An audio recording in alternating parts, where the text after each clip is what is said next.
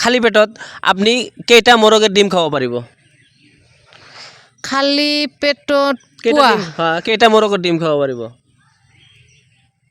মইতো এটাও নৰো কিন্তু তথাপিতো চেষ্টা কৰিলে 4টামান পাৰিম। 4টা পাৰিব? দিয়ক আপোনাৰ এনসাৰটো সঠিক হোৱা নাই।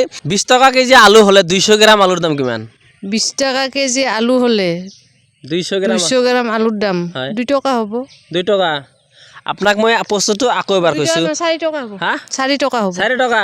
আপোনাৰ এনসাৰটো কমপ্লিট শুদ্ধ হৈছে। গতিকে আজিৰ পৰা 10 বছৰ আগত আপোনাৰ বয়স আছিল 20। আজিৰ পৰা 10 বছৰ পাছত আপোনাৰ বয়স কিমান হ'ব? 10 বছৰ আগত আছিল মোৰ বয়স 20। 20।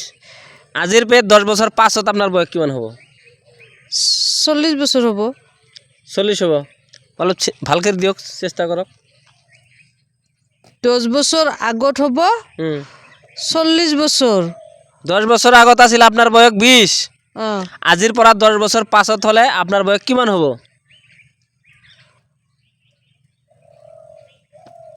পাছত হলি আগত 20 আছিল। আগত 20 আছিল। তাৰপিছত আৰু পাছত হলি তেনেহ'লে 20 বছৰে হ'ব। 20 বছৰ হ'ব। আপোনাৰ এনসাৰটো কমপ্লিট ভুল এনসাৰ। গতিকে আপোনাক গিফ্টটো দিব পৰা নাই। দৰ্শক আপোনালোকে জানে ভিডিঅ'টো কমেণ্ট কৰিবলৈ নাপাহৰিব। Thank U.